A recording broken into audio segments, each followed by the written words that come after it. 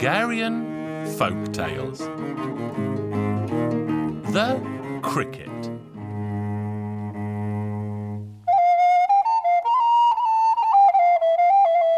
Once upon a time, there lived a bootmaker and a shoemaker. They were both as poor as church mice. One day the bootmaker said to the shoemaker, "Let the devil go hungry now, my friend. If we can't make an honest living out of our trade, let's make money any other way we can." So they thought and they thought until they came up with an idea. The shoemaker would lead the judge's 6 chestnut horses into the forest, tie them to a tree, and the bootmaker would read from an old book, as if it were written there, where the judge could find his horses. But all for good money, of course. That is exactly what they did, just as they had agreed. A search for the horses was launched that stretched far across the land, but to no avail. Then the bookmaker went to see the judge and said to him, "How much will you pay me, your worship, if I find you a clue?" The judge promised to pay him 300 florins. So the bootmaker took up an old book and began to read it out loud. Up on the snow-covered hillside, in the middle of the thick forest, all the 6 horses stand tied to a beech tree. That's where they will be found. All the village folk quickly prepared and hurried to the forest, where they found the 6 horses tied to a beech tree. Then the judge happily paid the bootmaker the 300 florins. News of Mr. Cricket, for that was the bootmaker's name, spread far and wide across the land. The myth was that he had a magic book, and nothing in the world could happen that he could not solve with the help of that book. Eventually even the king got word of this and was delighted by the news, as the queen had just lost her favourite ring and had made herself ill with crying. So the king had his royal carriage harnessed with 6 golden horses and sent off to fetch the bookmaker.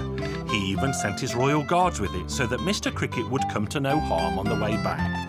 Mr. Cricket felt so nervous that he began to shiver and quiver like a willow leaf, as he was afraid his deceit would be uncovered. When they arrived at the palace, the king greeted him with great joy. The king immediately set about telling him what had happened. "I'll have you know, Mr. Cricket, that if you find the ring, I'll give you 6 carts full of gold." "I'll do my best, your majesty, although I doubt I shall find it." Then he asked the king to have him locked up in a room so that he could think for 3 days. And the king willingly complied. He led Mr. Cricket into the loveliest room and sent him so much to eat and to drink that the poor man was at a loss where to begin. The first day went by, but Mr. Cricket came up with nothing. The second day went by, and the third, and poor Mr. Cricket began to lose heart. So he thought to himself that he would count how many courses he was going to have for the last meal of his life. The first servant came in with the first course, and Mr. Cricket said out loud, "Here comes the first." The servant was so frightened by this that he almost dropped the plate. He rushed out to the kitchen and said to the cook and the undercook, "Oh dear, we're done for. That magician knows we stole the ring." Of course, this was true. Indeed, it had been the servant, the cook and the undercook who had stolen the Queen's ring. They agreed that the second course should be taken in by the cook. And as the cook entered the room, Mr. Cricket said, "Here comes the second." The cook slammed down the plate in great fright and fled to the kitchen. "Oh dear, we're done for. I'll see what he says to me," said the undercook, and entered with the third course in hand. Of course, the bootmaker said, "Here comes the third." The undercook was so scared that he fell to his knees in front of Mr. Cricket and admitted that the 3 of them had stolen the ring. Then the servant and the cook ran in, and they too fell to their knees, begging him not to tell on them and promised to pay him 300 florins each. Mr. Cricket thought to himself that it sounded good enough. Beside the 6 carts of gold, he had them then produce the ring, which he pushed into a piece of white bread and threw it out of the window just as the king's turkeys were passing by. One of the turkeys picked it up and swallowed it at once. Mr. Cricket was thrilled to inform the king, "Your Majesty, I know where the ring is. Have that turkey killed and you will find the ring in its belly." So the turkey was killed, its stomach opened, and lo and behold, the Queen's ring came forth. Then the ring was taken quickly to the Queen. In the twinkling of an eye, the Queen stopped her sobbing and was filled with the joy of the world. The king had 6 carts filled with gold. Then he had Mr. Cricket driven home in the royal carriage, and his steward and a regiment of soldiers escort him so that no harm could come to all the gold.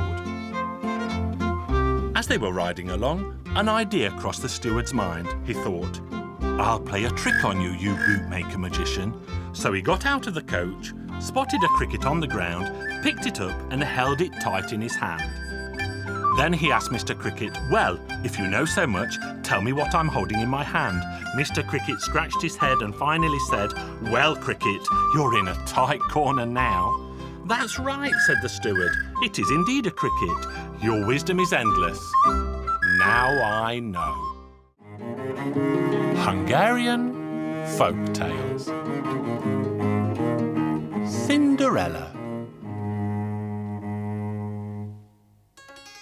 Once upon a time, there lived a poor man, and he had a daughter. Next door there lived a widow who had 2 daughters. The widow wanted the man to marry her, so she sent word to him that if he married her, she would treat his daughter like her own.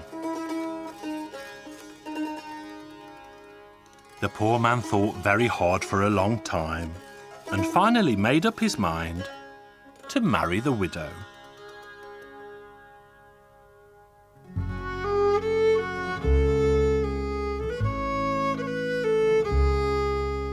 The stepmother always treated her stepdaughter like dirt and never went out of her way to cause her sorrow and pain. When Sunday came, the widow and her 2 daughters prepared to go to church. The stepmother said to Cinderella, "Here, while we're away at church, pick out the peas from the ashes, cook them, and serve them." The stepmother and her 2 daughters went off to church, and Cinderella was left behind. And she was about to begin to pick the peas out of the ashes when a flock of doves flew in through the window. They dropped 3 nuts and set about separating the peas from the ashes. The 3 nuts were sent by Cinderella's mother.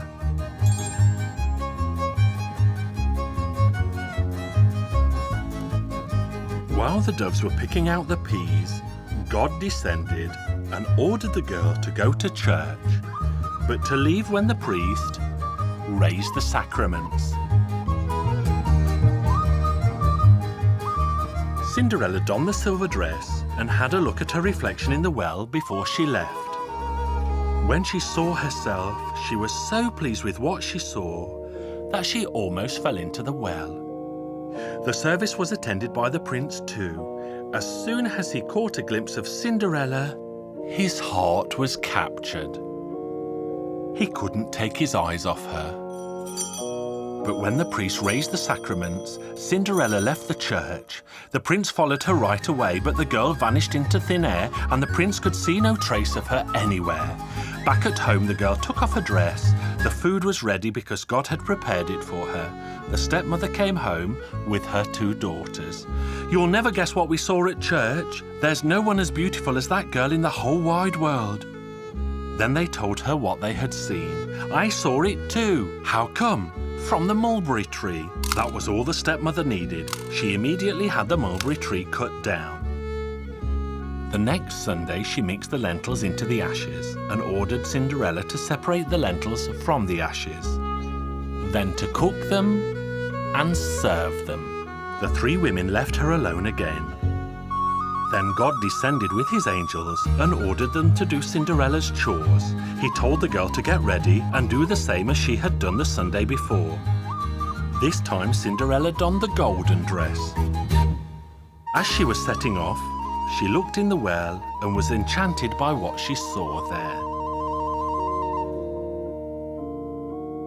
The prince was already expecting her. When the priest raised the sacraments, Cinderella left the mass. She vanished into thin air again. When Cinderella arrived home again, all the food was ready because God had prepared it all. You'll never believe what we saw. I saw it too, from the top of the well. The stepmother had it cut down at once. The third Sunday, the stepmother mixed flour into the ashes for Cinderella to separate. It was God again that did the job for her, and Cinderella donned the diamond dress and went off to Mass. But not without looking in the well first.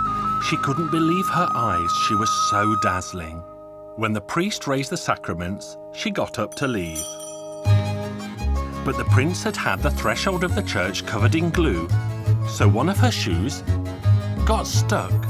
The prince picked up the shoe and set off on horseback to look for its owner. At home, the stepmother's two daughters were again boasting of what they had seen. Again, Cinderella told them that she had seen it from the roof of the house. Upon that, the mother had the roof of the house demolished. The prince went through the whole village. He had all the young maidens in every house try on the shoe, but it did not fit any of them. When he reached the stepmother's house, Cinderella was made to hide under the washtub while they waited for the prince. The girls tried on the shoe, but it did not fit either of them, despite their mother having carved bits off their ankles. Then all of a sudden the cockerel began to crow in the yard. "The pretty girl is under the washtub! The pretty girl is under the washtub!" The stepmother heard this and began to chase the cockerel, but the prince heard it too. The pretty girl was indeed under the washtub. She tried on the shoe, which fitted her perfectly. Then the prince said to Cinderella, "Love of my life, I'm yours and you're mine forever and a day." This time it was the stepmother's two daughters who were left behind. And this is the end of my tale. Hungarian Folk Tales. Angel Lambs.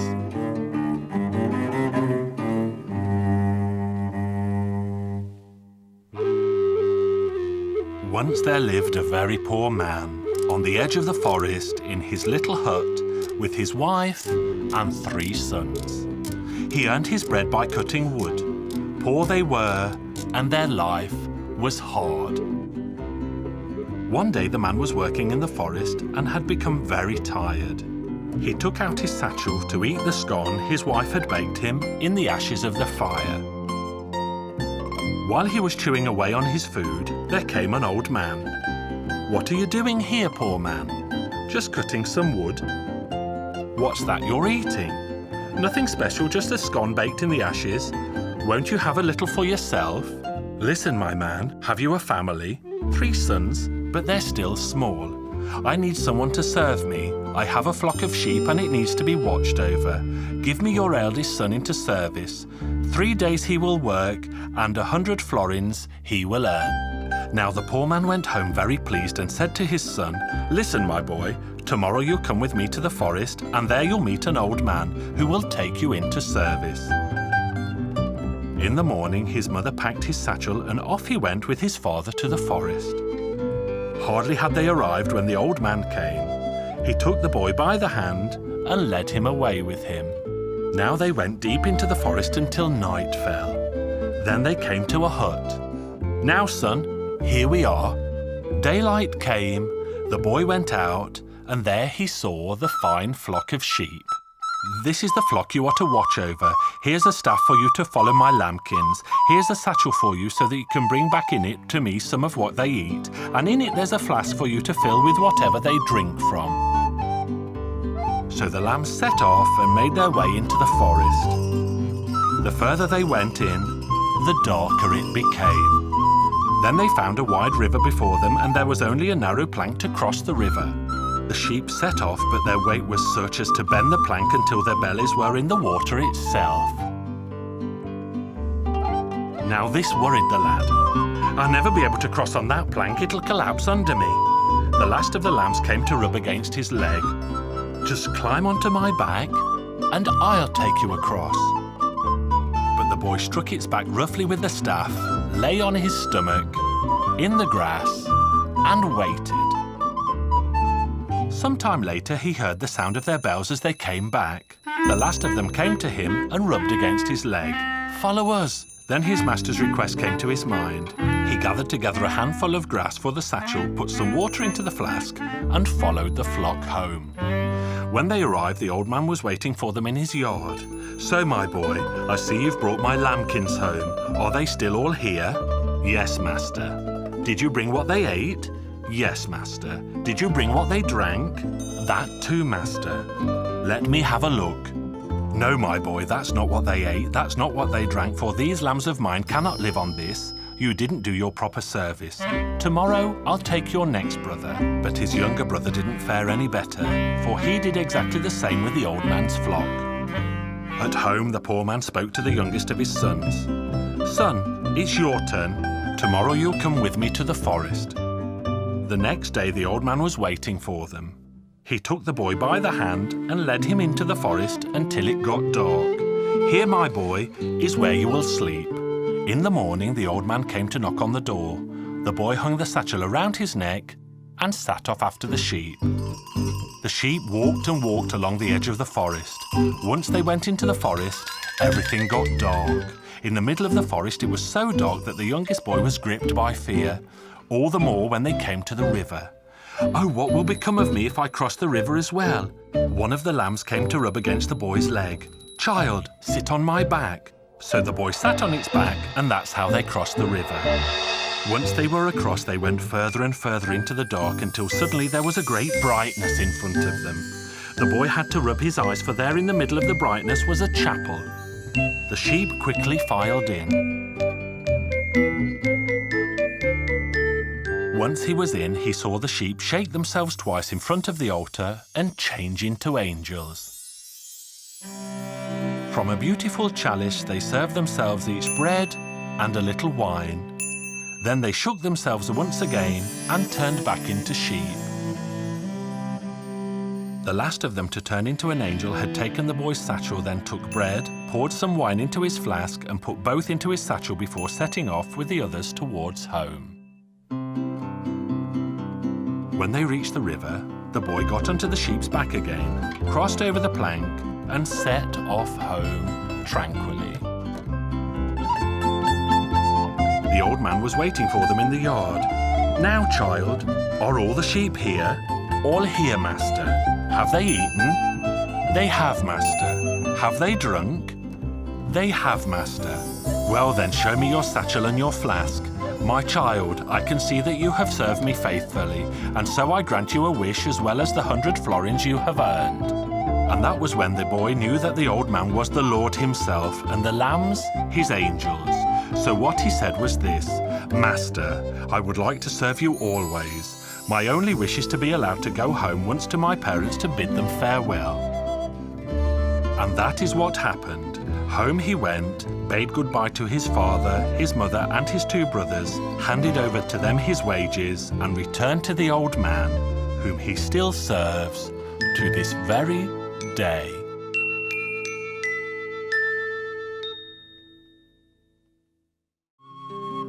Hungarian Folk Tales.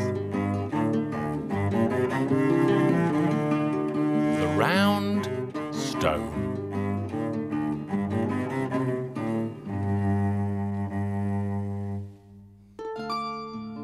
Once upon a time, there lived a poor man.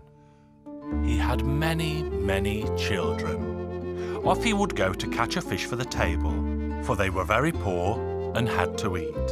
His wife would cook these fish for all the children. That's what they had to live on. Now, not far away from there lived his brother and his family, and very rich he was too. But he never helped his brother out. When there wasn't a bite to eat in the poor man's house, he would send to his brother, in the name of God, to let him have enough flour to make supper for the children. But he never got any. Once, when there was hardly a scrap to eat for a whole week, the poor fisherman said to his wife he was off to fish and he wouldn't come back until his satchel was full. sat down on the bank early in the morning. No matter where he cast his net, there was nothing in it when he drew it in, not even a fish as big as my little finger. Now dusk was on him and still no fish. The poor man grew very angry. Well then, he thought, that's it. I'll cast the net one more time, and no matter what, I'll go home. When he pulled it out, well, it was as heavy as could be. Now then, said he to himself, there must be a huge fish in it. Indeed, he could hardly pull the net out of the water. Out it came, and what was in it but a great, big, round stone. Ah, well, said he, I'll take it home anyway. At least the children at home will be able to play with it. And home he took it. His children were still awake. They looked at the great big round stone and started to play with it. They couldn't go to bed. They were having such fun with the game. They rolled it up and rolled it down the room and screamed with delight because the stone was getting brighter and brighter. Look, wife dear, this is some kind of wonder of a stone. It's shining like a diamond. Dear heart, said she, it's a diamond for sure. So they quickly decided that she should go next day to show the stone to the king himself, to see if he wanted to buy it for a lot of money. Up she rose at the dawning of day, wrapped the stone in a kerchief, and set off to see the king. First she saluted the king in the proper way. She took out the stone and showed it to him. Now, where did you find that, my poor good woman? Said the king, and was astonished. She told him that her husband had found it in the water. Then, my poor good woman, let me have it, and I'll give you 1,000 florins for it. Because he knew that it was a real diamond. The poor woman did not say a word. She just gave a little cough. Well, if 1,000 isn't enough, I'll give you 2,000. And the poor woman coughed again, and was so confused that not a word could she speak. But the king thought she wanted more. Listen then, my poor good woman, would you think 3 sacks of gold would be enough for the stone? This time she didn't cough. She just nodded her head. Straight away the king filled 3 sacks with gold and even gave her a cart and a horse so that she could go home. Well, didn't she go home in great happiness? Or wasn't there great happiness at home too? Never again would they go hungry. Well then, dear wife, said the poor fisherman, we should weigh the gold to see how much we have. Right you are, said she. Now there wasn't a weight in the house. One of the boys went to see the rich uncle. What would you be wanting a weight for? Asked the rich relation mockingly. My father wants to waste some money, said the boy. Well, the rich relative had a great laugh at this. Here you are, son. Here's the weight. And I'll come too, for this is something I have to see. Your father weighing money. So the rich relation stood, and all he could do was open his mouth and his eyes wide in amazement. Not even he had ever seen as much money all at once. Where did you get all that gold from? The fisherman thought to himself, I'll have a little joke here. The king gave it to me in return for 3 cats. How could that be? Asked the rich relation. Well, the fact is, brother, the king's palace is knee-deep in mice. So many that the king and the royal family cannot even eat their lunch or their supper. I heard of this, and while I was coming and going, I got 3 cats and brought them with me as a present for the king. It was as if I'd been given a reprieve, so delighted was the king, and he straight away gave me 3 sacks of gold for the 3 cats. The rich relation heard this and couldn't wait to get started. Well, up he went and called everywhere in the villages around them, and he bought every cat there was for a right handful of money. He packed them all into his cart, and off he went to the king. What have you come here for? Asked the king. Your Majesty, I heard that you were in great need of cats, so that's what I've brought you. You mean in that sack there's nothing but cats? Let me see. The rich relation opened the sack. There were cats jumping all over the place. Cats to the right, cats to the left, cats everywhere. And you know what cats are like? They ripped and tore at everything. Dear heavens, what is going on here? Many cats, that's what. The king had him seized for playing such a trick on him. He threw him into prison, and for all I know, he's still in there, if he hasn't been set free for catting the king. Hungarian Folk Tales. Susa.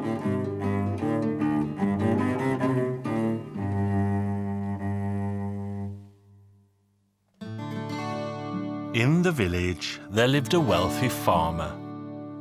He had barns and cellars and attics that were full of goods, plus he also had a couple of 100 florins sewn into a sack. However, he also had a lazy, good-for-nothing, stupid wife who was truly useless. Each time the farmer was about to leave for work, he told Susa what to do. Go to the neighbour lady, see what she is doing, and do exactly as she does. So Susa walked over to the neighbour's house, where they were busy bleaching the linen. When she saw this, she went home, took her husband's boots and leather hat into the bleach and let them cook there. They must have been in there for a long time, because when she took them out and she was about to take them to the stream for rinsing, they melted away in her hands.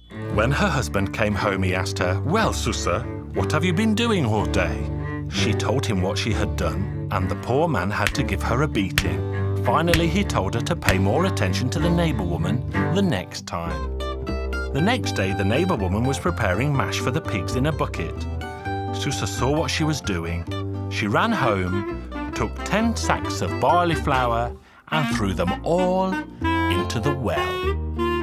Susa was very proud of herself. She wanted to tell her husband how much mash she prepared for the animals. As soon as her husband came home, she immediately told him the story. "Do you know what I did today? Mash. The whole well is full of the stuff. There'll be plenty for the pigs." "What? Are you out of your mind, woman?" "That's exactly what I did." So Susa was beaten once more, and her husband told her that if she did this again, he would teach her a lesson she would never forget. On the third day, the neighbour woman was cooking cabbage with bacon. Susa watched her, then went home, sliced up a whole block of bacon, then she took the bits and pieces to the garden and placed them on the cabbage heads. At noon, her husband came home and saw his dog lying dead by the gate. He asked his wife, "What have you done to this dog, woman? Why did it drop dead?" "The thief ate all the bacon I was preparing for lunch in the garden. That killed him." The man looked into the pantry. The bacon was all gone. He realised what Susa must have done, and he beat her soundly. The man kept all his money in a leather bag under the bed, but he never told his wife, lest she should spend it all. He told his wife that it was an ogre. He scared her by saying that if she did something stupid, the ogre would eat her. One day, a travelling potter came their way. Susa wanted to give him the ogre so she wouldn't have to be afraid any longer. But of course, she did not want to give it away for free. So she asked the potter how many pots he would offer in return. Somehow the potter guessed what must be inside the ogre, so he gave her all of his pots. Susa was very happy with the deal. When she was left on her own, she placed the pots on the poles of the fence. Finally, she wanted to arrange the smaller mugs as well, but there was not enough room. Then she found a long pole and started yelling, "All right, you pots, stand in line so there is room for the little ones too." But the pots just didn't want to stand in line, so Susa smashed the pots with her pole. When her husband came home, he immediately saw the fragments on the ground. He suspected that something was wrong, so he asked, "Where did you get these pots, Susa?" "Well, you see, I paid for them with that ogre of yours, so you could never scare me with it again. The man nearly had a fit, but he realised that his wife was mad. The next morning, he sent Susa off to do some reaping so she couldn't cause any more trouble at home. Susa went out to the field with a sickle, and by 10 o'clock, she harvested 3 sheaves of wheat. She pulled them together and arranged them in a stack. She huddled up in the middle and fell fast asleep. Her husband waited for her at home in vain. This Susa has suddenly become so hard-working. I'm going to go after her before the work makes her sick. He went out to the field, but however hard he looked, he just couldn't see Susa anywhere. Where could she be? He was about to go home when he finally noticed the 3 sheaves of wheat. He walked up closer and discovered Susa snoring beneath them. It's then that he realised he had to get rid of Susa once and for all. He ran home and brought back a pillow full of feathers and a small pot of honey. He poured the honey all over Susa and then he covered her with the feathers. Susa woke up. She looked at her hands and feet and said to herself, her hands are like Susa's, her feet are like Susa's, but this is not Susa. How could this be? She just couldn't decide whether she was really Susa or not. Finally, she decided she would ask her husband whether his wife was at home. If he said yes, she is home, then she could not be Susa. If he answered no, then she must be Susa without a doubt. When she got to their house, she called out loud, "Listen, John, is your wife at home?" "Of course she is. What's wrong with that?" That was how Susa finally decided that she was not Susa. She started thinking about who she might be, but she just couldn't find out the solution. So in the end, she completely lost her mind. Finally, she ran off, and nobody has ever seen her since.